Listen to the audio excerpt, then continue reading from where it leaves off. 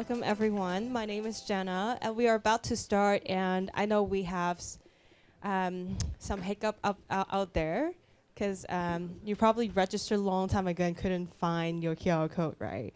So we will start here first. See if you figure out and manage to find your QR code for the yIGF registration. If not, we'll deal with it after the morning sessions, and I will, I will let you guys know what to do next, and then we'll figure out for your registration. But without further ado, I will pass it over to our team right here and kickstart our morning session. Great. Thank you so much, Jenna. So, hello. Welcome, everyone. Good morning, and I hope you all are doing well. I'm Ankita, and I'm the co-chair of the Asia Pacific yIGF 2024. Really happy to meet you all, meet all the online, on-site, and local hub participants and speakers. I hope you all have a very insightful and engaging session. Oh, sorry, yeah. And now I will invite Sami to give you a brief introduction for the event. Thank you. Hello everyone. Sorry. My name is Sameer Kahlot. So I'm the co-chair and the member of the organizing committee for the Asia Pacific Youth IGF. I will be starting with the introduction part. Can we have the slide, please? Yeah. So welcome once again. Now we are set to begin for the engagement which was scheduled for today. Yeah. So these are the credentials. If you have not connected to the Wi-Fi, you can figure out this Wi-Fi router over here, with this name and the password. And don't forget to mark your attendance, because that is the prerequisite for obtaining the certificate, I think. So you can scan the QR code and maybe the link if you don't have access to the QR code. Are we done? I think everyone's still waking up. You could just give them a few more minutes. 1 minute. Very important. What's that? Oh, you can go you to can the QR code. We can share the PPT also. So. Can everyone get the code? Like if there's anyone who can't, just raise your hand. And Sure. So this is the theme for this year yIGF, Connecting Generations, Forging a Responsible Future Through Collaborations and Policy Innovation. And within this, we have 3 focus areas which we will be delving throughout the day. So this is the agenda for day 0, starting from 9 and ending at 17:45 approximately.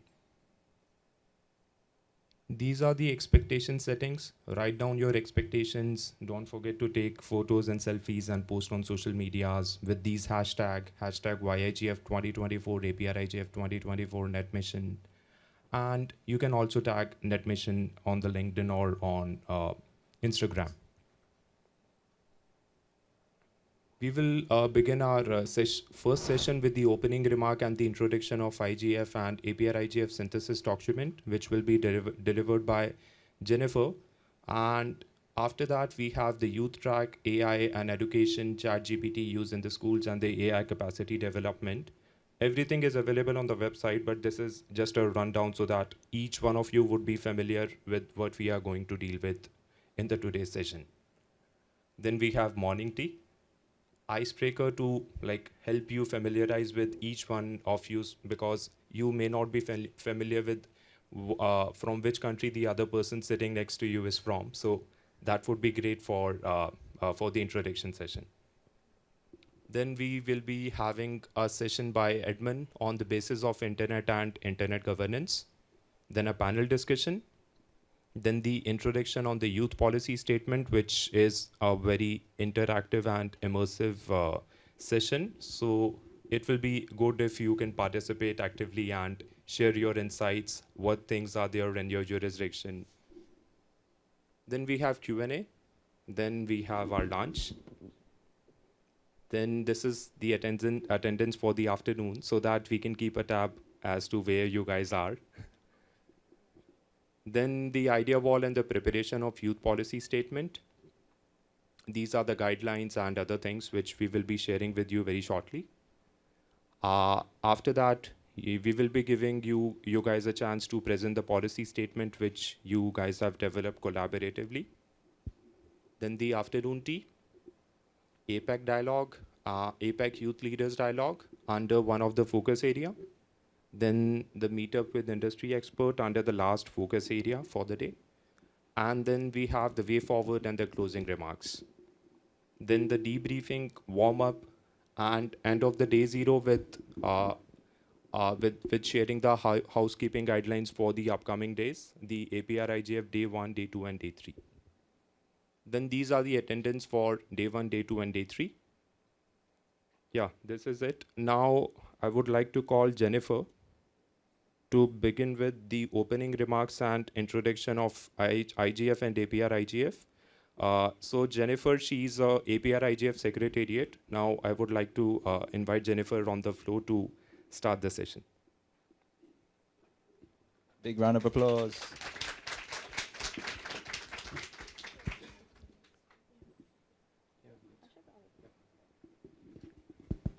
Good morning, everyone. It's really good to see a packed room. I know we have a lot of people online as well. I actually want this to be a little more informal and more of a conversation and dialogue, because I think when it was actually introduced, it was kind of like a, connecting across the generations, having a dialogue and talking about what internet governance is, especially what it means for Asia Pacific and specifically for Asia Pacific youth.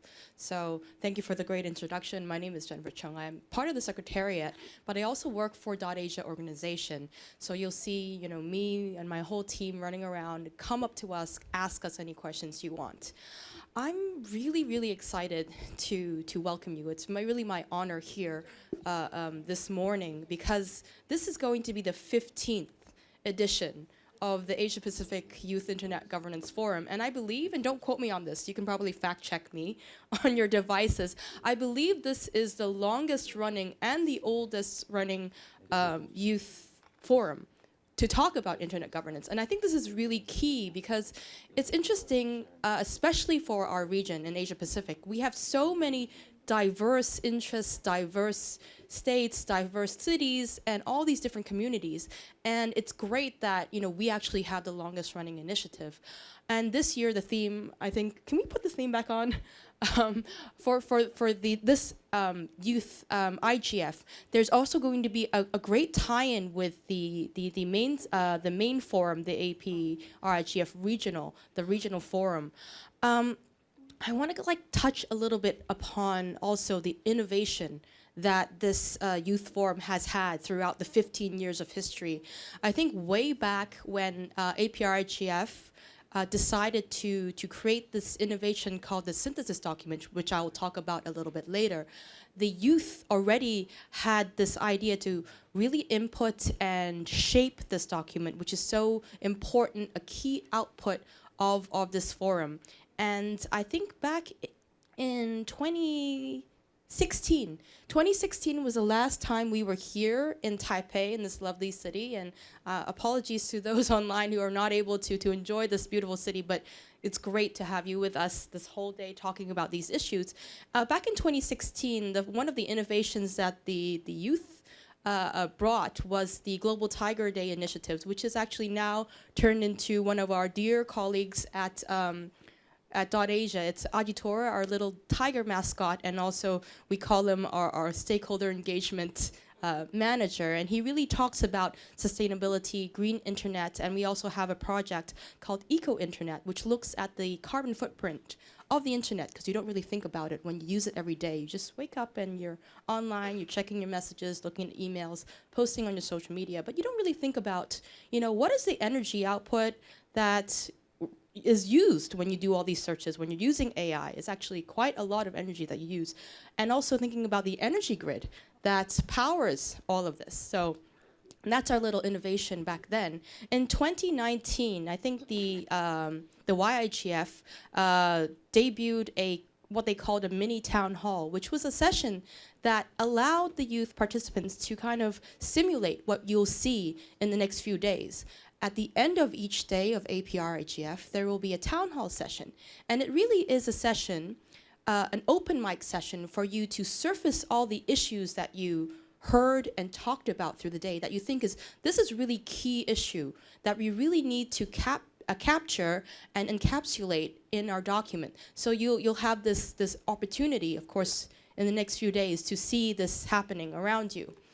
In 2022, there was a really interesting innovation that the yIGF had.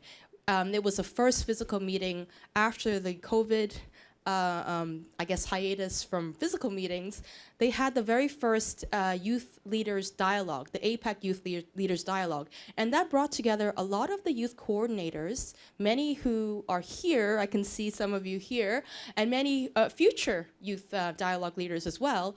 And they actually organize and they organize their own youth initiatives inside their own countries, inside their own economies, and we brought them all together in the 2022 meeting to have this information sharing, best practices, and seeing kind of a strategic way how we can further talk about things and also work together as a region, as a whole.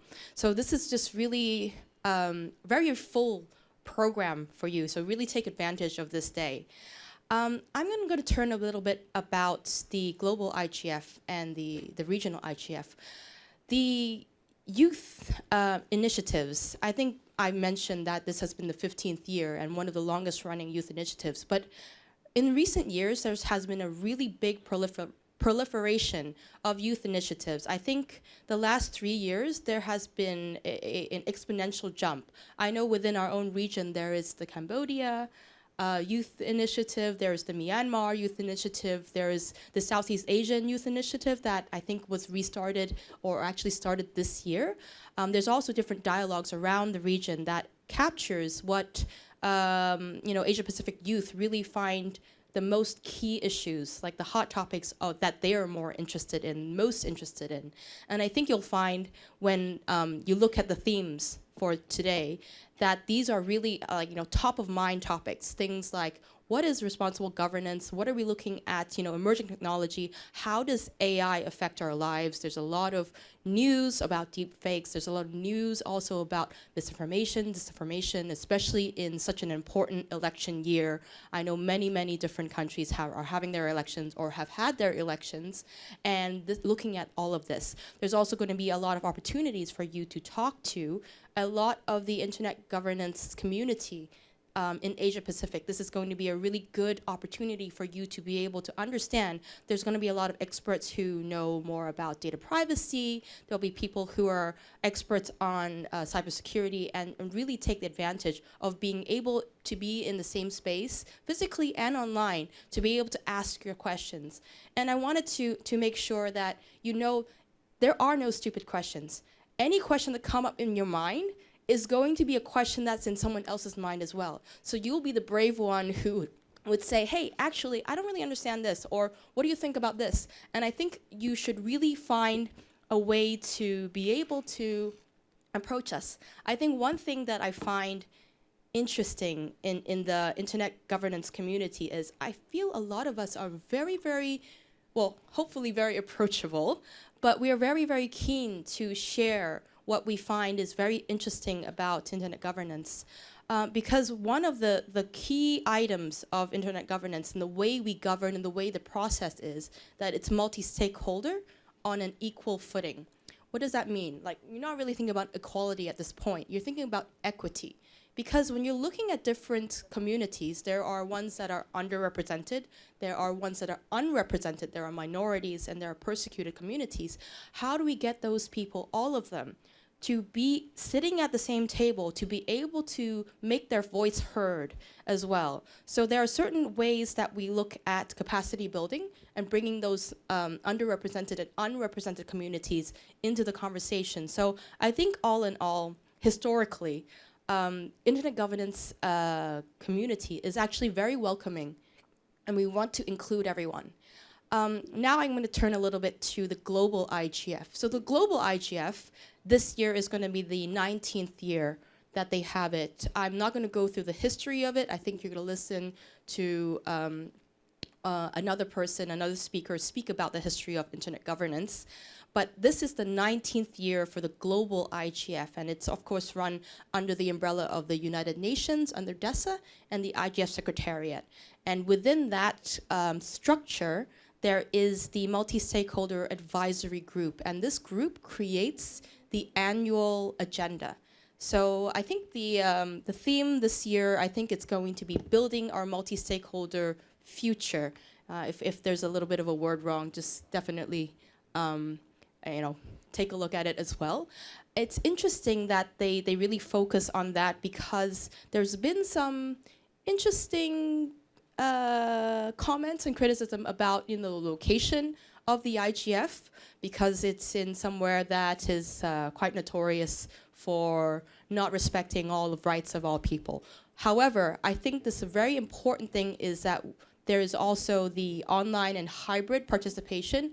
I think it's eminently important to understand that when you have this conversation about rights, having a conversation in a place that not traditionally known for this is also very, very important, because IGF really doesn't want to exclude any economy, any nation state.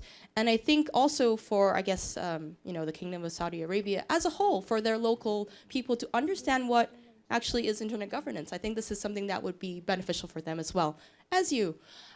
So building our multi-stakeholder future is also going to talk about the two main things that are happening in the internet governance world right now. So this year and next year are actually very big years for internet governance. This year we have the Global Digital Compact, which I'm not going to go too much into it, but it is a UN process right now led by 2 nation states. But what this compact really means, it touches on many, many different areas of the digital policy efforts, and internet governance is one area.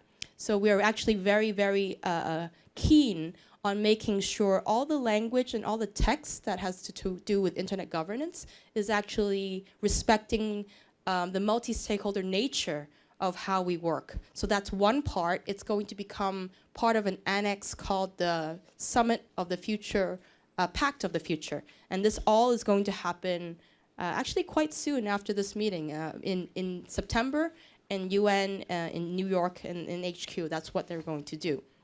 Now next year, as I mentioned, this year is the 19th edition of the Global IGF.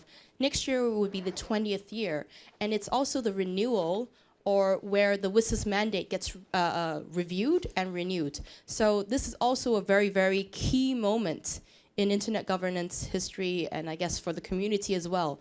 Will the IGF be renewed? I think a lot of us know that and hope that it will be. But how will the internet governance landscape look afterwards? There is still a big question mark here. So this year is really seminal, it's very important, and I'm very proud and glad that you're all here and very interested to contribute to what you really see is important, to also advocate to continue to use the multi-stakeholder process and model to talk about internet governance. Because internet governance really is based on the way the internet is, right? The history of the internet comes from a very distributed, very democratic, very bottom-up and grassroots way. And we need to continue to have all the different stakeholder groups, youth, private sector, technical community, academia, and governments, of course, to be at this table and able to surface all these issues without fear of reprisal, without fear of saying, oh, you're not part of the government, you have no say. So it's very, very important for you to, first enjoy this whole day of program and also see the regional meeting the upcoming 3 days, but also deeply understand what internet governance and multi-stakeholder model and process is for you. And then finally, I want this to be a little bit more of a, if you have any questions for me, you can ask now. And also, when you see me in the hallways, please don't be shy. You can always ask, Jennifer, you talked about this there, or I heard something about, privacy or data flows, or I heard something about multi-stakeholder process. Can you tell me a little bit more about that? Now I'm going to talk a little bit about the synthesis document. So I mentioned previously it is one of the key outputs of the Asia-Pacific Regional IGF. So I think throughout this day, Jenna and the other NetMission ambassadors will probably give you some key hints on how you can input. There is currently a public comment which will be open throughout the entire meeting. It has sections that are under each of the themes. So the first theme is security and trust. The second theme is resilience, and the last theme is the ethical governance of emerging technologies. I think that maps quite neatly with the themes that you're going to look at today as well. So throughout the today and also the next 3 days, when you're in the different sessions and you hear something that's really interesting, go to this this public comment platform, which is comment.aprigf.asia. They'll flash it on the screen probably throughout the day as well, and input your thoughts. This is a way for you to help shape our really important document. This is a way for the youth voice to be very prominent in this document as well. I also see around the room a lot of people who are also APRGF fellows and part of the drafting committee, and I'm sure they'll be super happy to explain more about the process. And if you are interested to join this process, please do come. You know, this is actually open to everyone in this community, everyone in the APRGF and yIGF community. It's open for you to join us and help us shape the document.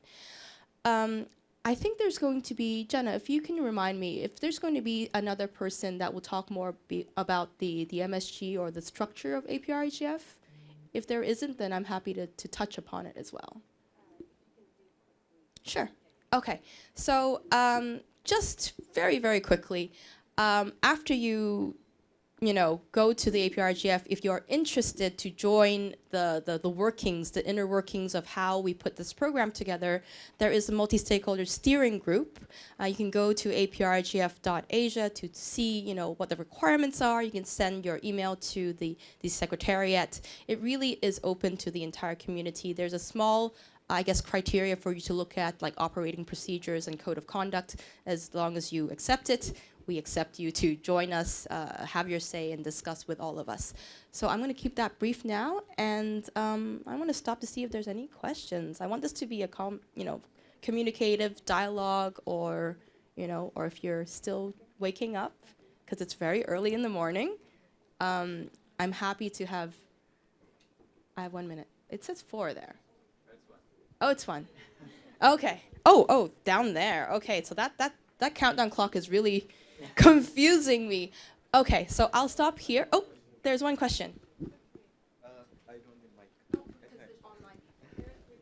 Okay, thank you. I'm Nam Kha Zangpur from Bhutan. So my question is that when I attend the IGF sessions or meeting, I usually don't see much of technical community involving in it. Even the fellows, we can see not many technical. So are they not interested, or like APR-IGF or IGF is neglecting them? So please. Thank you for that question. It's a great question, because I'm also part of the technical community, and we're also trying to find ways to incorporate more technical community members to be able to be interested to come and talk about their issues. Because it's kind of a chicken and an egg problem, right? If the program itself doesn't have sessions that are interesting to the more technically minded folk, then they won't come. But if they don't submit the proposal for this, more technical session, then it cannot be into the agenda. So the short answer is, we would love more technical sessions. We would love to have more technically minded folk to come and speak and discuss and enjoy all the discussions at both the regional and the global, because at the end of the day, we're talking about a lot of geopolitical issues, a lot of rights issues, but it's the technical folk who actually do the coding, the ones who actually create the apps, the ones who do the programming, the ones who are working on the IXPs and the servers, all of that. So they also really need to include them into the conversation, so they also have the appreciation of, oh, this is actually going to impact a lot of things if I do it this way. So that short story is, I'm so glad that you are here, and I'm assuming you're part of the technical community, and really encourage more technical community folk. We also do outreach to the different stakeholder groups to encourage them to submit, but I think that's it. Hopefully that's answered your question. Okay. Yes, and in the best interest of time, I think if there are no more questions, we will have to wrap Can we up ask this. the online participants if they have any questions? Yeah. Bea, are there any in the Bea, queue? are there any? Yeah. No questions over here. All good. All And right, great. So, yeah. Thank you, Jennifer, for introducing everyone to the synthesis document. Youth's voice is highly valued in the Internet Governance Forum, and therefore I encourage everyone to add your comments to the draft of the synthesis document. The next session is called the IGF Youth Track, where we have various IG youth representatives who will navigate you in exploring the importance of AI and capacity development. Our on-site moderators are Jenna from yIGF and Ananda from Nepal yIGF. And our online moderators are Umut Pajaro from Youth LAC-IGF and Thoko Mia from South Africa National IGF. I would now like to give the floor to Jenna and Ananda to start the session. right. And before that, I would just like to welcome the speakers. You can take a seat now. Yeah, I've noticed you've been standing at the back for a long time. So let's give them a round of applause as they come to the front. Yep.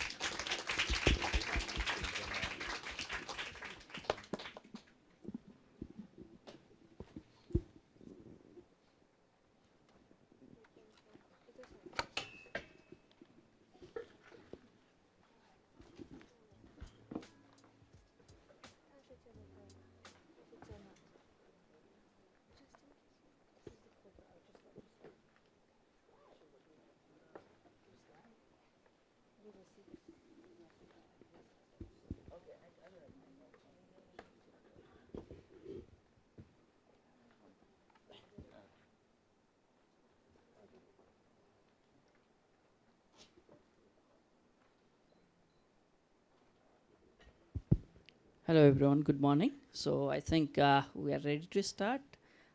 This is, I don't know if you guys are already aware about the global IGF. You are here in Asia Pacific Regional IGF.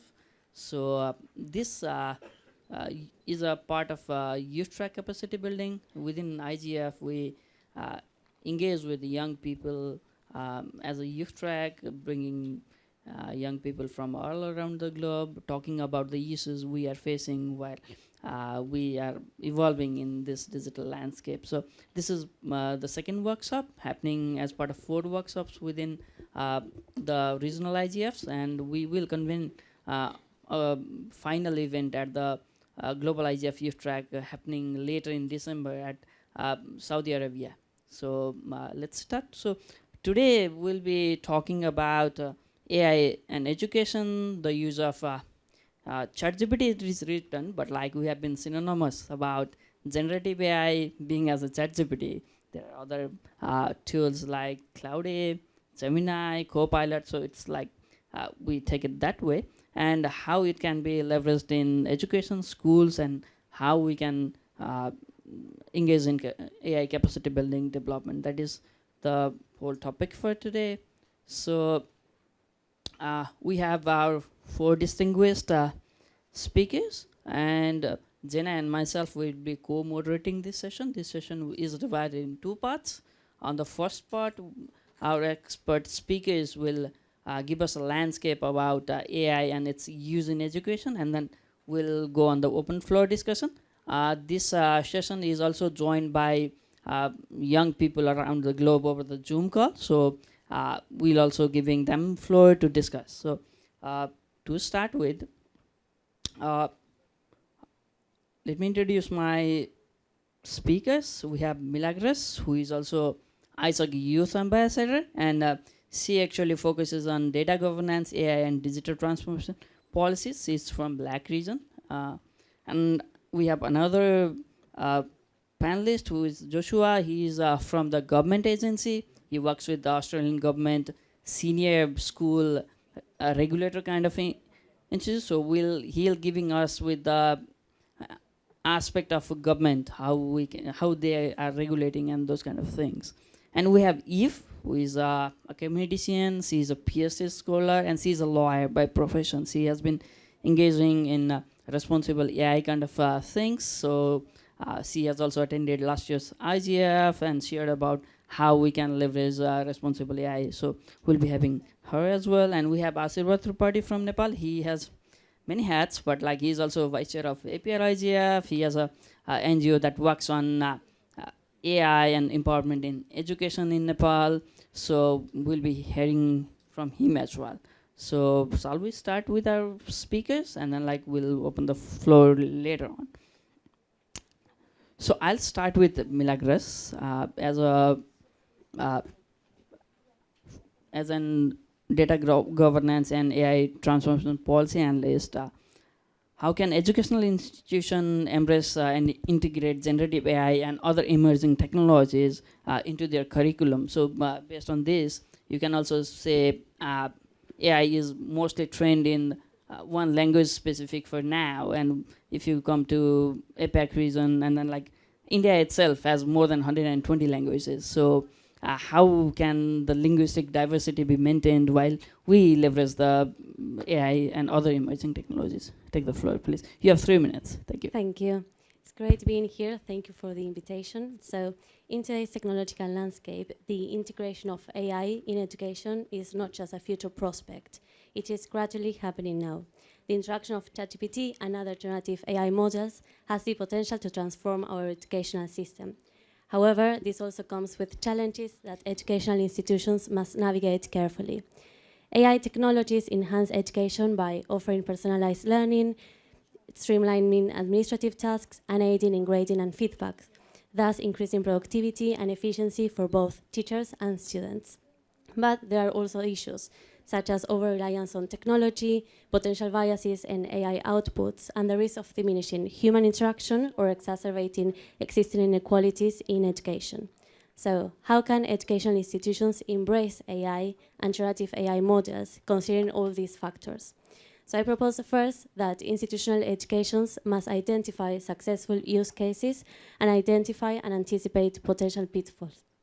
They must also set clear guidelines on how AI is going to be implemented that aligns with the institution's values and also with the national policies on this topic. This research phase should also include assessing the economic viability of AI tools and ensuring that all learners have access to these technologies, thereby preventing the deepening of the digital divide. Secondly, while designing and adapting curricula and educational processes, institutions should focus on enhancing, not replacing human-led teaching. Furthermore, it is essential to not only teach with AI, but also to teach about AI. Understanding AI's capabilities and ethical considerations is vital for developing a future workforce that is equipped to design and use AI tools responsibly. Lastly, and moving towards the implementation phase, educational institutions must continuously monitor and evaluate AI's impact. This involves regular assessing how AI tools are affecting student performance, engagement, and overall educational outcomes. Additionally, institutions should conduct internal reviews to ensure that AI applications are used responsibly and effectively to enhance the educational experience of all students. In conclusion, integrating generative AI into education offers a transformative opportunity that we all know, and that's why we are here today. The future of this path lies in harnessing AI's potential while also ensuring equitable access and maintaining essential human elements. Thank you. Thank you, Milagros. So now we'll go with Joshua, who will represent as a government stakeholder here. He's a certification officer at Office of the Board of Senior Secondary School in Australia. So Joshua, can you quickly dive us into how government, what is the role of the government in formulating AI policies and how we can empower students and educators in developing the tools like generative AI and other emerging technologies? Kindly, the floor is yours. Sure, thank you. So first of all, I'd like to say thank you also for inviting me to be here. It's really a pleasure to be here to speak to all of you. I think first, it's almost answered within the question, but I'll say it explicitly anyway, that it's really important that governments not come out and say, no, don't use this, because that's been the temptation of many at the beginning of the sort of AI revolution that we're seeing. So I'd say that's the first thing, is that we need to be really clear that this is here, it is happening. Don't try to wish it away. That it's going to be happening in schools and in universities. We need to sort of embrace that and run with it. I think I'm going to approach this question, I guess, from my background as a government worker in Australia, but also as a classroom teacher, which is my background, my profession originally. So in Australia, we basically developed this framework for the use of generative AI in schools, and that was the initial government response to what's been happening. And I think that that's a really nice model that governments could look at. And the risk when you have really new technology that's going to be used widely in schools is that you try to get into a regulatory pattern and try to regulate the problems away. The problem in this is that it's moving so quickly, it's really impossible to try for governments to keep up with that space. And it's impossible, and I wouldn't encourage anyone to try to. So I'd say the approach that the Australian government has taken in trying to put together a framework, which is essentially, it's a sort of set of guiding principles and trying to describe what the safe, ethical, responsible use of AI in schools would look like in terms of sort of a guiding document. And they very importantly got all the education ministers in Australia to sign on to this document and basically to agree to its use, which I think is a really key thing to try to sort of guide the use in all the different sort of school leadership structures that exist throughout a country, because oftentimes that's something that's very difficult to navigate. So I'd say that's one model that governments could absolutely look at, is trying to sort of put together an overarching sort of set of principles that that could be used in schools. And I think equally as important is that governments also need to, so first of all, they need to understand that school teachers are very, very busy people, and they have a lot of expertise, and they spend a lot of their time in the classroom. They don't necessarily have enormous amounts of time to spend learning about new technology. So one of the important roles the government has to play here is to distill all of the information and build training opportunities for their teachers and get those out there. Thank you, Joshua. So I'll move on to Eve. She's a scholar and lawyer. She who works in intersection of law and technology. So when we are talking about generative AI, the major concern is data privacy, security, how data is processed, what's the source of the data, and we often talk about algorithmic transparency. So what are the guidelines and ethical standards that should be developed for AI tools like ChatGPT or whatever it be on the name of generative AI, and how these ethical standards can help educators and then students to uphold the academic integrity? Thank you very much for your question. Thank you also for the invitation. Do you hear me? Yeah. Okay. Thank you very much for the invitation, and thanks to the Canada CFAR Chair on AI and Human Rights to support my work and support my presence here. So I think I'll have a two-pronged answer to your question, because I think we should distinguish between measures that are pressing and measures that are perhaps more important but will take longer. There are things that are pressing. ChatGPT has shaken the foundation of our education system, and we need to take action to keep it functional and avoid harm. But this disruption should also serve as an opportunity to reimagine our education system to face the realities and the challenges of the 21st century. So I'll try to touch a bit on both timelines. As to what we should be doing right now to safeguard our education system, I want to highlight 5 priorities. We need to ensure that students are learning to think critically about AI, about the strengths of AI, the flaws of AI. We need to invest to ensure that AI does not broaden the digital divide even more. We should avoid using AI plagiarism detectors, because at the moment these tools are biased and can lead to discrimination. We need to find ways to know when a piece of content has been generated by AI, and we must prevent AI systems from amassing inordinate amount of data about students and create profiles about them. These recommendations are largely inspired by a great document produced by UNESCO last year. The document is called Guidance for Generative AI in Education and Research, and it's written by Wayne Olms. In the short term, I think this document these guidelines provides an excellent roadmap for the responsible implementation of AI in education. And I've highlighted 5 of these measures from the document. There are several more. It's very interesting documents. But we'll be facing important challenges in the years to come. Challenges regarding new technologies, of course, AI, but challenges about climate change and the erosion of democracy. And education can play a role to prepare the next generation to tackle these challenges. And AI can be put in the service of preparing the next generation to face these challenges. But for this to work, we need to have a clear vision of what education should look like.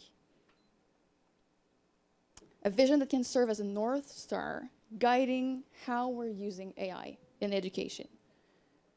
Unfortunately, we don't have to reinvent the wheel.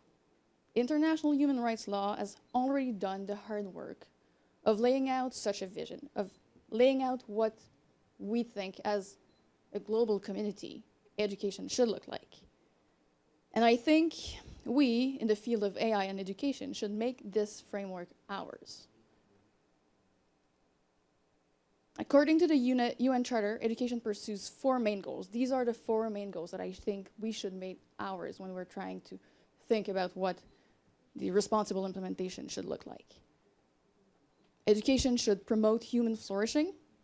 It should strengthen fundamental rights and freedoms. It should empower people to engage in society and participate in the solving the problems of our communities. And it should promote understanding, tolerance, and friendship among all nations and all racial, ethnic, and religious groups.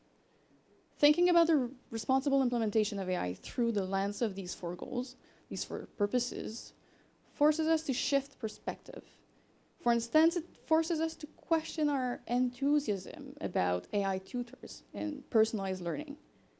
Think of it like this. If everyone learns in silos, learns in a way that is perfectly tailored to its needs, what's going to be the impact on tolerance, understanding, and openness to difference? What do we lose if we abandon the model of the classroom? If we no longer value the experience of learning with people who have different learning styles, different interests, and different opinions? Is a generation that has never lived these experiences well equipped to fight the erosion of democracy and the increased level of polarization in the public debate? Probably not.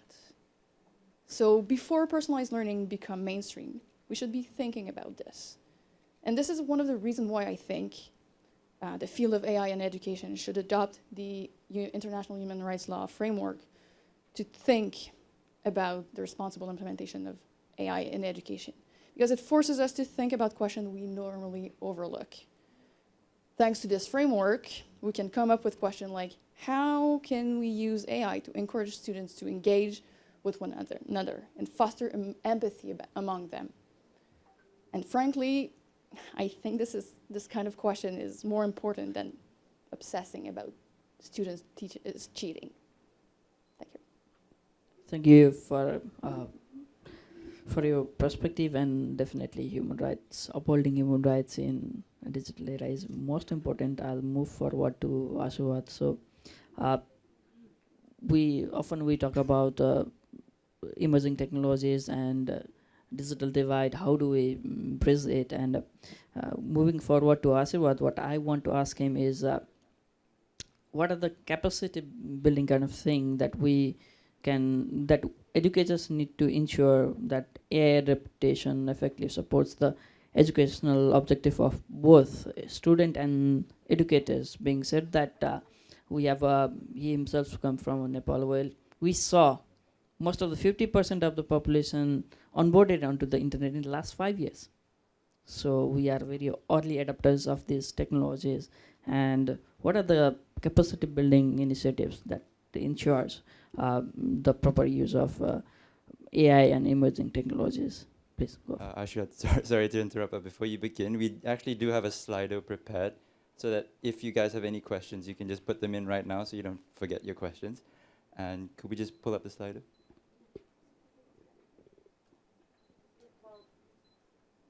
Yep, so you guys can just scan this code, and drop any questions you have right now for this current session.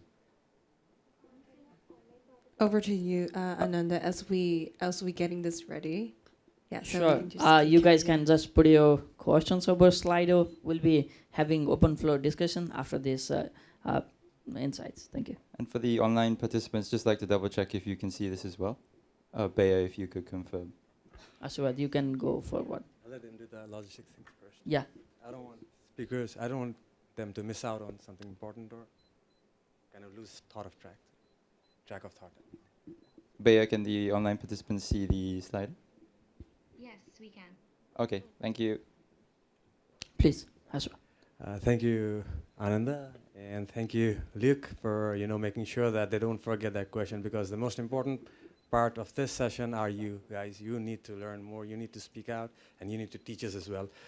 That being said, I would like to start with a question before I answer the question. How many of you here are digital natives, meaning that there was internet in your home or school while you were born, or at least when you were 2 years old? I think there are more. Who watch YouTube while eating, or who watch... Yeah, like digital natives, like people who grew up with the internet. More, right? Gen Z? Come on, Gen Z. Come on, raise your hand. All right, so, there's a risk that natives have. When I'm in my country, I'm usually a little laid back. I'm not that much hardworking, but if I go somewhere else, there's a lot of challenges. If I'm an immigrant, then I'm very much careful, and I, worry about everything. I make sure that I'm abiding by every rule so that people don't do anything. But in my own country, I'm kind of relaxed because it's my country, right? That same happens with digital natives as well. As you've been using internet from such a young age, there's certain things, there's certain adequacies that you might miss. I'm not saying you will. So do be careful of that. Now, coming back to the question, what capacity does educator need? And if my voice is not clear, please interrupt me. What capacity does educator and students need? I think when we talk about education system, there's three aspects that we need to think. Educators, that being teachers as well as parents. The students, the most important part. And third is the administrators, the school administrators. They also need to be digitally literate, or they also need to know how to operate digital framework in education. So the capacity needed depends upon the digital maturity of a country. Right? It might be different from Australia. For Australia, it might be different from Nepal. So it does depend upon digital maturity of the country. And as we're focusing our session on UNESCO's agenda, Education Agenda 2030, there's also a AI readiness toolkit. So we also need to make sure that how ready we are for AI before we move into AI, just because it's a cool thing that people talk about. So the capacity that people need at macro level, at the wider level, I think, we need a resilient education ecosystem that we don't have. COVID-19 proved when we went to digital learning that people were not ready, not in Nepal, also in UK, countries like UK, it was not that easy. Not everybody had devices to work on. Not everybody had the same apps and interoperability to do that. Teachers were not competent. So we need to kind of have a resilient education system first. And it's important that 4 aspects are considered. The technical considerations, we need technical things. The social considerations, we have to respect the local social and cultural things there. What happens in America doesn't work in Nepal. What happens in Nepal might not work even in India. We're so nearby. The other thing is the economic consideration. How much does the parents have? What's the disposable income? What's the per capita income? What's the GDP of that country? It would depend upon that. We have to be careful about that. And also the human consideration. So getting deeper into that, what capacity do we need? The first would be infrastructural capacity. We need connectivity. We need electricity. We need accessibility. And we need, just having that is not. We need usability. There's a big language divide. We don't want the divide to further, the digital divide to grow further. So that's the first thing. The second would be institutional capacity, digital contents and solutions. What digital contents and solutions are there? Are they catered to need of particular country? Talking about Nepal, is ChatGPT or AI model, the algorithms, catering to need in what Nepali school need? Or is it always the global north? thing. So there's always a big divide between the global north and global south. So we have to think about that as well. The third would be capacity to assess, as previous speakers have touched upon that. We are bringing it into AI into education, but how do we assess it? How do we monitor the quality of learning? And how do we make sure that learners are engaged? It's very much important, because for primary, if we move to primary level, it's not about information providing. Education is not just about providing information. Young kids need human interaction. They need to know good manners. They need to know how to speak to other people. They need to know how to be social. It's not about they need to know how to do maths or science. That comes later. So this is also very important. And the most important is the capacity to be safe. We have to be well aware about cybersecurity. That's where I brought in the administrators. So school administrators need to be sure that the system is safe. Also the human resilience, the aspects that it does to human resilience. As human being, as a social animal, is it making us more resilient, or is it, kind of taking us away? We have to be careful about that, and it's always, we have to come back and rethink, and what is the future implication about that? We'll always have to come back and think, and whenever in education, if we make decision, the results, good or bad, it's not gonna come in a day or two. It takes generations to come. It takes at least 10 years for that result to come in society. So considering all aspects, we need to make sure that the school is there for the purpose that it is, making better human beings, knowledgeable human beings, and people like you. So yeah, back to you.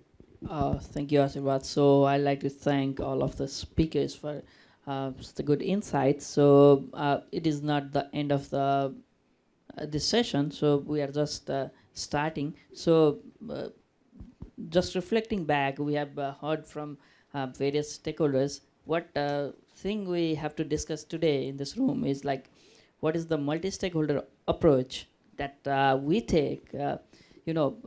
If I only take about the example of APEC region, we have a very wide digital divide. Only 66% of APEC population is within the reach of internet today. What about rest of the 34% people? And they live in like very remote and rural communities. And if I take example of India itself, they have more than 120 languages. There are many indigenous communities within APEC, and Global South and Global North. How do we ensure that those populations are able to leverage the emerging technologies like generative AI? So this is the what our discussion will be focusing on, because we don't want anyone to be left behind. So I'll pass the mic to Jenna. She will be moderating the open discussion, and we have also participants online. So I'll give the floor to Jenna. Thank you. Thank you very much. And thanks for summing it up so I can skip all my speech and makes my life easier. And I'm sure you guys put a lot of like question in there. I know the setup we have here is kind of illusional. Looks like we're having a panel and Q&A. But just to remind you, this Q&A is for everyone in the room because we're doing it at open floor. Just keep that in mind and do not limit yourself because of how we set us up. You guys already put a really interesting question out there, and many of you upvoted it. So I guess we must address the first questions about our guiding principle or frameworks better for regulating AI instead of laws and acts. How do we find a good balance between safety and what type of innovation? Before we address that, think about it. I may have to give my 2 cents as well. First part of the questions, it's almost like comparing two different approaches, somewhat linear. For people who might like to do this comparison, but maybe you are not subscribing to that idea. So if you do have some opinion, feel free to bring that up. And second part of the question is pretty interesting too, because here it's almost guiding us to think about whether we are balancing safety and innovation between. But I would have to put out something on top of that question, is whether these are the things it's like either or they should coexist. So think about it. Oh, we have more vote now. But since we are doing it in a hybrid format, And we should prioritize people who are tuning in remotely because we have a consensus in the global youth community that we do it. I would like to ask if remote coordinators or local hubs, is there any questions already putting out there? We would like to welcome them and unmute themselves and ask those questions first while we are all thinking about the questions about guiding principle, framework, as well as like laws and regulation. Bea, is there anyone? Online? Jenna, actually, the question that you shared with us actually came from one of our online participants. So, but we do have more questions here. Cool. Would you like to read it out or ask them to unmute themselves? Yes, for sure. But I would also like to reach out to our local hubs as well if they have any questions on their end. So please feel free to raise your hand. But let me share with you, let's go with Umut's question. Umut, would you like to unmute yourself? Umut, are you there? I guess I'll share it for him. But Umut's question is actually... Yes, I'm great. sorry. We can hear you, Umut. Sorry. Yeah, sorry. Well, my question is about how we can ensure like a training for educators or teachers if we are facing a constantly evolving technologies such as AI, because probably the kind of training that we are giving to teachers at the moment is not going to work like in a year. So yeah, how we can ensure the proper capacity building for the educators. I think we can take one more question from remote, and then if there's like anyone on the panel or on the floor would like to answer it, we can do that. Bea, can we take another questions? Sure. I guess we have one from Surya Krishna. They ask on how can the community or public contribute to the governance of AI and how to enable their involvement. That's her question. All right. Anyone else? Okay, Ashwat, go ahead. Let me take this one. So the government's model, it's a dynamic thing, right? It can change, but if something is working, we should not change that. So we started with this internet governance. We're using a multi-stakeholder model that has been working. It might not be as efficient or as fast as multilateral or direct ordering is, but it has been working. So from internet, we came to the digital world. From digital world, we're now moving to AI. So if multi-stakeholder model in internet governance is working, then my suggestion would be that we follow the similar model in AI, but of course, tweak it a little bit so that things are a little faster in terms of technical development. But when it goes to society, I think this model is working, so I think it should work, and we should use this same model. Anyone else would like to make other comments? I think that brings into some of the notes I make, because after like the sharings from the panels and some of the questions we can see from the Slido, if we can have the Slido back again so I don't have to see my own face on the screen. Yeah, and I actually identified like the challenges we are facing nowadays that have many different layers, and it's also have like different factors playing in cultural backgrounds, level of development, economical development, etc. And some of the speakers already mentioned there's like different things. Like some are facing like infrastructure layers of problems, and some are discussing and think that data privacies and other things. And apparently these challenges are different levels, right? And so I guess like now the first questions up there, it's like the underlying and the ultimate one we have to think about, and as an outcome for this session. But coming from that, I think with all the solutions we're trying to come up, it's like we have to like identify different layers. And from the conversation we just had in the past 10 minutes, I think this is one thing we tend to like generalize, saying that our reality is like very challenging because we're uncertain. And AI is like developing so quickly, right? So I think when we continue and carry on this conversation, perhaps we can think about different layers of issues and challenges that you are facing, and so perhaps you can also bring in your examples too, and so we can include them in this discussion, and eventually this will inform another discussion later this year at the Global IGF as well. So I'll stop here. And then see if there's like any question from the floor, or actually not questions, comments as well, responses as well. So anyone?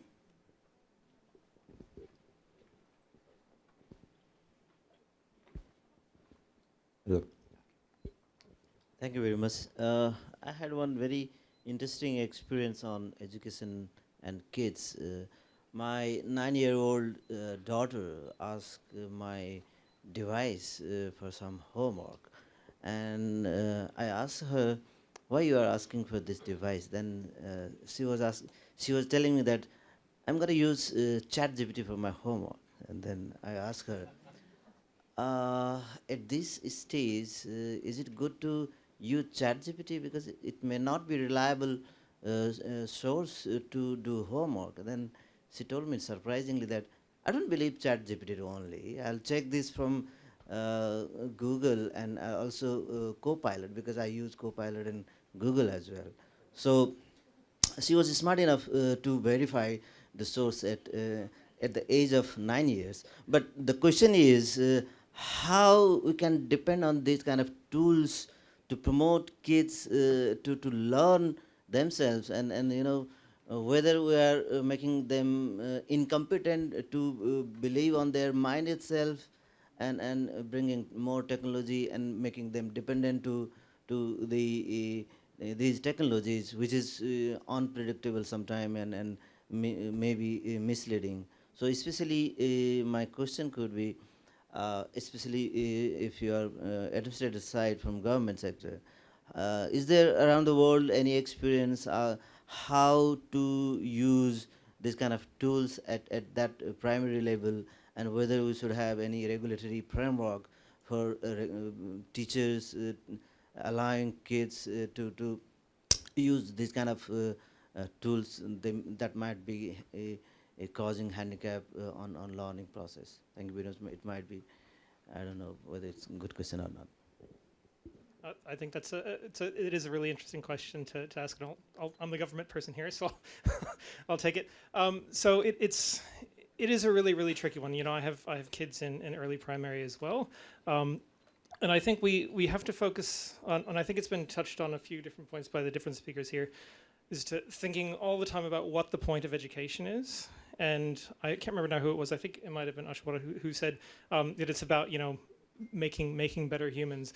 And I think that's a really important thing to stay focused on when we're having these discussions and talking about AI in you know, the teaching and learning process, but also AI in the assessment, on the assessment side of things. So I'd say that for early primary, it's a really tricky one. I personally can't think of too many really good use cases for generative AI in early primary.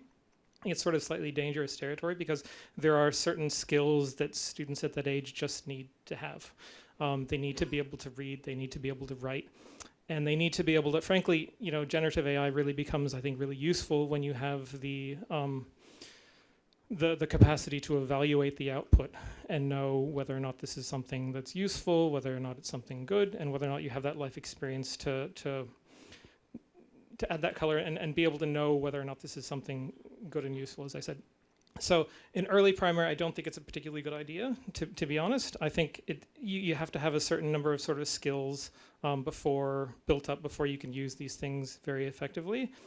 And it's a very tricky question because where is that divide? When does it become useful? Is it in secondary? Is it in sort of senior secondary? Is it in university? And the reason why I talked about keeping our mind on what the point of education is as a whole is that we need to prepare students for life, and if their life is going to involve using generative AI, then they need to be taught how to use it effectively at some stage in school. It's just about working out exactly when to bring that in and when it's developmentally appropriate and when they have the skills to understand what's coming out of generative AI and make something really useful out of it. So it's a really tricky question. It's a good question, and I don't really have any really good answers for you, but hopefully that adds something. But that really brings the discussion back to our theme and the topic for today, which is where generative AI intersect with education. And I think we really should focus a little bit more on what's the points of education, because after Joshua was saying about how we somehow, I mean, the cases you mentioned is like extreme because they're like in early age, and it's different from student in university, for example. And I think you guys will be a better people to answer it. How do you avoid over-reliant on using AI? Because we somehow need to embrace the benefits of that too, right? You guys are very young. I don't even know if you guys use printed dictionaries. But as we grow up, like we just like go online and use a digital version of dictionaries instead of using the printed ones. So as technology develops, now maybe we are slowly easing in and using even higher tech to assist our studies or learnings, right? But and that will also brings us to rethink, because I think one of you also mentioned about like we also need to like innovate in education. Now we probably like assess people's aptitude or ability based on what kind of output they create, which now we have a really good tools that can mimic human logic pretty good. But remember, they can't reason like human yet, at least. And so I think with the top voted questions, we have to tie it back a little bit more to education, because if we just talk about AI very generically, it will somewhat be like the other discussion out there. So I hope that this will give a little bit more context for us to even narrow down for our discussion. Now, any other questions? We do have one. Okay, comments, go ahead. Oh, just a note to people asking questions. It'd be really great if you could state your name, or if you're not comfortable, just your affiliation, like just before you state your question. Thank you for your very informative panel discussions. Would I be better to stand up or? Okay. So actually, my question really ties to what Jenna said. So when I was listening to all of you guys talking, there was like this really philosophical question, like, what is exactly the purpose of education? So, and I think what we generally agree is that we usually think that it is to better our society in general, right? So then there's like this two direction coming in. So we want to make like people who are able to stay critical, yet emphasize with people and actually work with other people as a community. And there's also the other direction of, do we want to make people who will be able to advance our technology to make other people more comfortable in their lives. So, and then these two actually have many similarities, I think, with like, we need to have people be able to think critically, to like, decide what kind of information and what kind of other people's opinion matter to themselves, and then like what is actually asking a question is, which actually ties directly back to AI, because generative AI is mostly about asking the questions, right? But then there's like really differences about so if we want to make people able to emphasize more with each other, like one of the panel said, then maybe cheating, or like consider cheating in like searching up the internet when they're like using the test questions. It might not be as important, but to able to make people learn how to do hard work is also like a big quarter in our education system, right? So then I think the main question like that really wanted to ask is like, what kind of direction do we want to make? Do you think it is better for us to have those car drivers, a lot of car drivers who is able to be a good driver who doesn't make any kind of accidents on the road? Or do we want to have those quirky car experts who might not be the best drivers in the world, but actually know how to make the car work and make the cars safer, right? So what kind of direction should we take? Or is there a way to, do you think, use AI to like integrate both sides? I think that's like a direct, it's a question to everyone in the room, in the local hub remotely and the panel, because how do you imagine it? I don't think like there's one single person can answer it. So now I think maybe it's good to take some like comments or responses to your questions from maybe local hub or remote, if there's like anyone who would like to respond to that. And for sure, if you do have question, please bring it up so we can shape our conversation as well. Anyone from remote or local hubs? We don't have any yet directed to her question, but we'll keep you posted. Okay. Any other questions? I have more of a comment. So I'm from New York. I work with the U.S. AI Safety Institute, do lots of research. I think in our discussions here, we were talking a lot about just the role of like AI in education and how do you educate people on AI, and I think like a key issue here that someone else brought up online is that when you educate people on AI, what about the next big thing that pops up, right? 3-4 years ago, we were talking about data, big data, like predictive modeling. Now we're talking about like LLMs, ML, right? And next year, who knows what's gonna be like on the table, right? And I've been a big proponent of this for the past year or two, and that's instead of focusing on specifically educating people on certain technologies, like the risks, what can happen, because I think someone else brought up the great point that young people nowadays, they talk about these issues, right? And instead, if you change the topic of discussion to how should we talk about these issues, so what I'm proposing is that we should put more emphasis on specifically civic education. How does the government work? Why are we talking about these issues? Teaching people how to talk and debate. I think that's what's going to be important going forward, because once you're empowered with that knowledge, if you have an issue that you know about, that you want to talk about, you can bring it up, you know where to bring it up. I think a great question here today for everyone in this room is how do you get here, right? I think it boils down to key main points. 1, we think that government is important.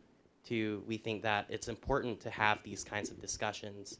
3, I think it's important also to include a wide range of people in these discussions as well, right? How do you empower people from every walk of life to really have this dialogue, this conversation in the first place? So just as a comment, I want to warn against specifically saying that we need AI education specifically. I think we should focus more on how should we educate people for the future of technology, and what's the role of education in shaping how we teach our students how to think. Thanks for the great comments. I think it's really provide like it's like help us with the directions of this conversation, of course. And when we talk about education in a traditional sense, it's easy to just put the government on the spot, because for like a country, it's the governments who are doing it. But I just want to complicate the whole discussion a little bit more by putting out something. How many of you actually learn new things online yourself? You know, new hacks on TikToks or any other non-unconventional way? Or read news article by independent journalists. That counts as education too, I think. So I think with AI and technologies, it enables alternative way for you to educate. And so when we think about educate as the government and us thinking about traditional education, there are also many other alternatives these days, which I think technologies also enable it. So I guess like on top of like the comments and questions out there, and now I put out another angle to complicate it. Perhaps we think about what's education could be in the context of the existence of AI, which is the technologies that continuously evolving very quickly. I guess we took quite a lot of comments and questions, and you guys would probably have some responses. So anyone from panel would like to speak to it? Or up there at the local hub? If Yeah, we actually have a please go question ahead. from Please go ahead. Batanga City Local. Go ahead, Batanga City Local Hub. Are you able to unmute yourselves? All right, so let us know if you can hear us. Yes, we can hear Yes, you. we can hear you. All right, so thank you very much. So there's one question here from the Batangas City Local Hub. So how can effective internet governance frameworks be established to ensure that there are ethical and responsible development of generative AI in educational systems or even settings, while also protecting the students' privacy and data security? So it has been brought up a while ago that there are issues and concerns related to the use of generative AI in its application to educational systems. So how can these internet governance frameworks be able to prevent further processes or possible depletion of the users, particularly the students' privacy and data security? All right, thanks for the questions. It gets like technical, so I guess we need to have someone who've been in the internet governance spaces to talk about it. Because earlier, two things right now open for the floor to response and comments. One, it's like want us to like explore further on what education's like with the influence of AI, and now we started. And other directions for us to explore is to from the internet governance perspective to deal with like the challenges we face. And I also think that Ananda mentioned earlier about in here, because this is happening in internet governance forums, and we are exploring about, of course, like how the influence of AI on education intersect with internet governance in the multi-stakeholder models as well. So I know it's like a lot of things, but you know, we talk about like tech policies. There's like too many aspects. If we can't find the intersection, it might not be as productive. And I believe you guys can do it. But thanks for the comments and questions. And so if remote or on-site, and panelists would like to address any of these angles that already like available out there, feel free to go ahead. Hello. Hi, I have a mic. My name is Donna, and I'm from Hong Kong. So thinking about the idea of what everyone has just mentioned. So we have one coming from education, and a kid just being able to verify information on her own really young. And then suddenly we're thrusted into another direction, which is about technology and cybersecurity. So I did have a comment, which could potentially turn into a question.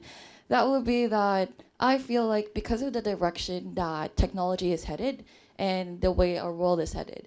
So basically, the way we can see education right now, as compared to like, let's say 50, 70 years ago, is that education 50, 70 years ago, most of us kind of relied on just learning from our teachers, while now there's information readily available for all of us. So just as the question that you posed earlier about TikTok and how, you know, people don't really look for new information on their own, I feel like the example given by that man over there about his daughter, I feel like that's one way we can see education, which is that because there's such a large amount of information for us to digest, I feel like one thing we really need to incorporate in education is the verifiability of information. Because there's so much information, we need to know what kind of information we can actually trust.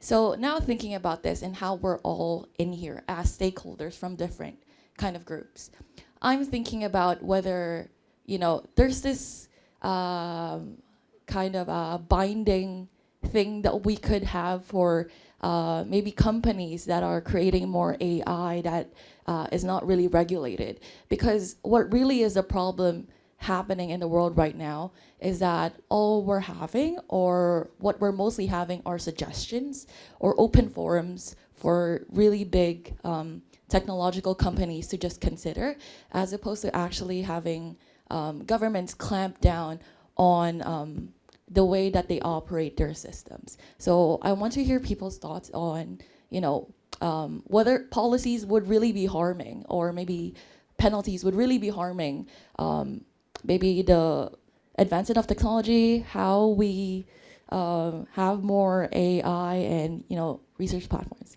So yeah, thank you. Thank you for bundling up like a lot of comments in that one minute. And just a heads up for our panelists, we will ask you to do like to sum up your basically like a remarks like within 1 minute for each of you. I guess like responding to the question they really wanted to. And the commentator back there just put out some also really really good insights right there. And I think two things we put out is the key thing we have consensus is what do you think and how we should rethink traditional educations, and perhaps like whether there's like any governance of the repercussions of alternative education opportunity with the influence of AI, because those things available out there outside traditional education, it comes from information available online, which enabled by the internet. And to govern those things, it's beyond AI governance, because it will spread in different areas that includes online safety, misinformation, disinformation, you name it. So I guess like with these two basic areas, our panel could probably help us to wrap up a little bit by putting out something. And what's the way forward and next step should we imagine or face these two things we all identified in this conversation? And whoever would like to go first, please go ahead. Thank you. Thank you for your comments. I'm leaving this session with lots of food for thought, both from listening the panelists, but also the people on the floor. And to close, I wanted to say that as we move forward with AI in education, ensuring that AI applications are designed collaboratively and with equity at their core must be a top priority. And it's something that has already come up in many of the presentations and the comments as well. These technologies must be implemented considering existing disparities and differences between demographics, especially in the APEC region. And educational institutions must ensure that all students, regardless of gender, socioeconomic status, language, or learning abilities, benefit equally. Thank you. Thank you.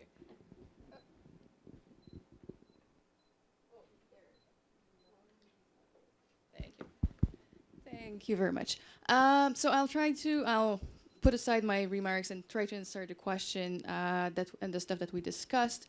How do we find a good balance between safety and what stifles innovation? I think that it is a false misunderstanding to think that regulation stifles innovation. Actually, it can create legal certainty that when AI companies develop stuff and they're not sure whether or not it will be legal, that stifles innovation because they don't know what they should do, what they could do, and what they cannot. And when we have clear regulations, then their path is easier. Now, these regulations have to be well thought. Not all regulation promotes legal certainty and help move forward. When the regulations are too burdensome, when there's too much documentation, then true, it does stifle innovation. But a good regulation, so often when it's open textured, when these are principles that are taught to be tech resilient, that will adapt to new technologies, but good regulation can help developers. So that's something that I would like you to remember. Schools should avoid biases. I think it is AI detector. Oh yeah, cool, I have to look at myself. Yeah, so I think it was a comment that was a question directly responsive to my presentation, my talk. I think that I don't think that students want to cheat. I think that the system pressures them. When we have a system that is so focused on grade, they don't really have the choice. And even students that would really prefer do their homeworks kind of feel the pressure to do it, to cheat, to just keep up with the pack and just like not sacrifice their future. But I think that if we build assignments in ways where students are not afraid of lagging behind, if they do the work by themselves, will reduce significantly the amount of cheating. If we had teachers with more resources, they maybe wouldn't have to go through tens of that many copies, and they would be pleased to correct it by themselves. So the structure might have an impact, and it's not only a question of technology. Perhaps the best way to ensure that there's no cheating in the current system, but if we reimagine education to tackle the challenges of the 21st century, then maybe we'll have other options. Look, I'll sum it up this way. I think a lot of people today, their comments and questions have talked about how AI, a lot of the issues that we've talked about today aren't really specific to AI or even to technology.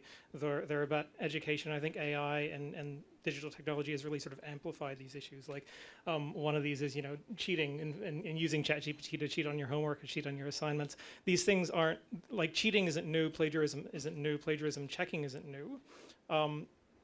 A lot of these things aren't new. It's just AI has really amplified the issues at hand and perhaps maybe leveled the playing field when it comes to cheating a little bit, which is interesting. But I would say one more thing about that the digital divide has been talked about. And I think that's really important in this particular forum to talk about. And again, we risk a situation where that digital divide really grows because AI models are being built and trained by people from a particular culture and a particular language, and we need to focus on making sure that doesn't happen. That we have AI models being developed in lots of different countries and being trained on lots of different training data, so that we're bringing in different cultural perspectives and different languages. So I mean, for instance, being in Taipei here, National Taipei University has done some work here in developing their own local language model using traditional Chinese. I think that's the sort of project that should really be encouraged, and that a lot of people should be trying to build these models and train these models using their own sort of native culture and native language to try to keep that digital divide from really growing in a really big way. So I think my panelists have kind of summed it all, but just to react to what they say, yeah, there are algorithmic biases, not just in country, but also in terms of gender. They was thinking like AI thinks like a man or it thinks like a woman. So there are gender biases as well, so we have to be very careful about that, because when I was young, we used to learn GIGO, garbage in, garbage out, and what kind of garbage we want to put in or what kind of we want to put in real good thing. That's something that you go to say what she has asked for. about the self-driving cars versus people being good drivers. If it's Lewis Hamilton, I'll always prefer people being good drivers. And still now, Tesla's LiDAR cannot detect a cow in the road. In my country, cows and dogs walk in road. That might be strange to you, but Tesla could not detect that. So I would not still trust self-driving cars. Maybe in America, where Google Maps work perfectly, yes, but we will have to get there. So it's not just 0 or 1. There's a spectrum, and there's a lot of things that we need to do. And I completely agree with what he said. So just remember that, every coin has two sides. Every rose has thorns. Doesn't mean that we don't grow the roses, right? So we have to work together as community, make sure that the empathy among human beings is not lost. And today is AI, tomorrow is gonna be next thing. We came from education 0.1 to education 0.5 now. But the thing that's common, human and humanity, is always here, and it should always be here, because if there is no human, then there's no humanity, then there's no AI, there's no education.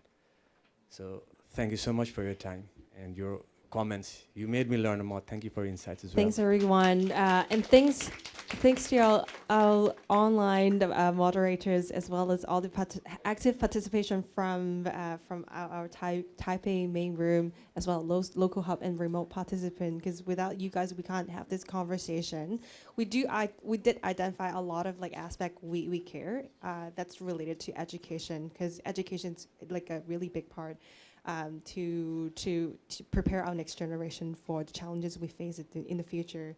And Ashwat mentioned many of the challenges and how we approach the governance of new technologies, not just AI right now, because we are only talking about generative AI, right?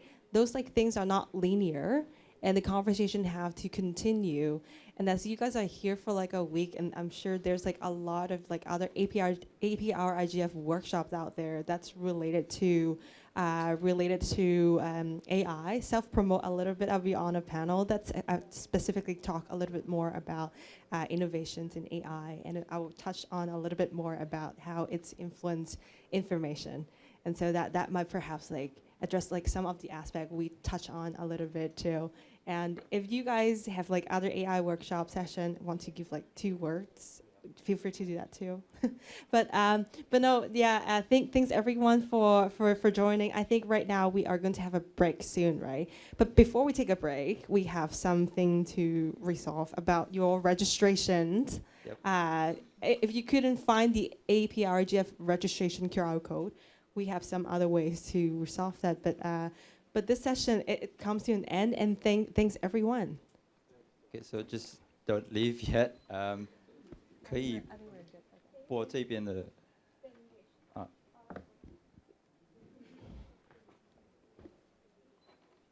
Can we show the PowerPoint slides? Okay.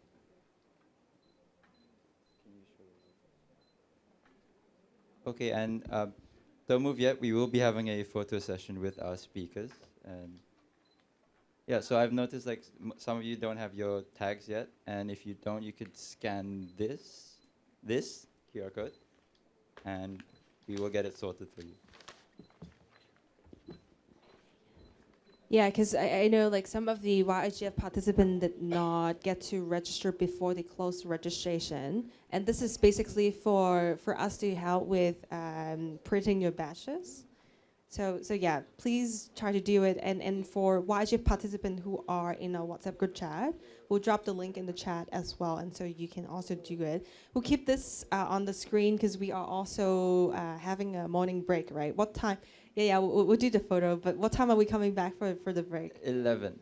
11, okay. So and on that note, do make sure you've taken your attendance for the morning session, because we'll be taking attendance periodically.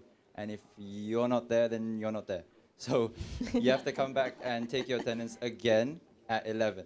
Yeah. Right? It's a different code every time. Yeah, but just to add on that a little bit, for any other attendees just dropping by to see what's this yIGF going on, this attendance thing is for us to keep track of the yIGF participant who opt in and want to pursue a certificate program, because they did have other elements to fulfill. That's why we need to take the attendance. But yeah, I mean, do this first, and we'll figure out about the attendance later.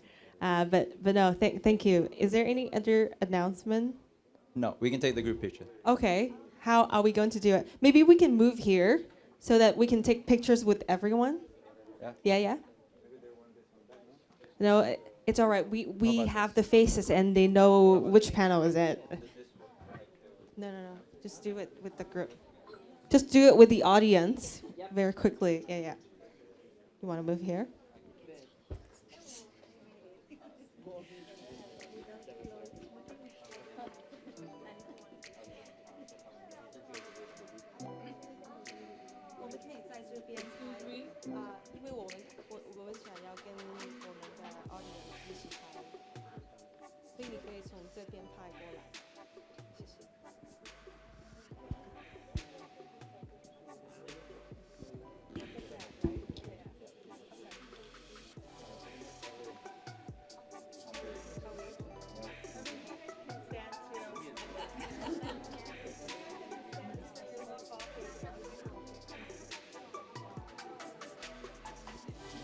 We will have, Jenna, we will have one photo and we will also have one video with everyone waving to the camera.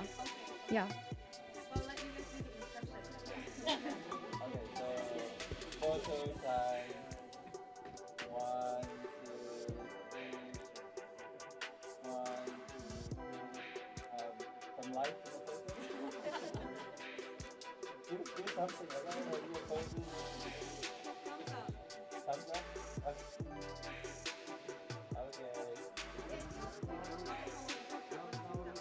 And now professional.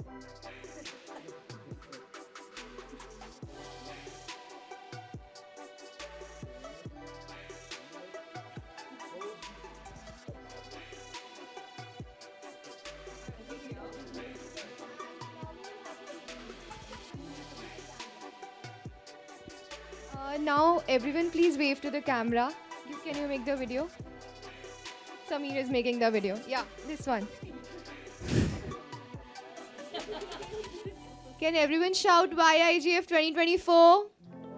yIGF 2024! Yeah, thank you.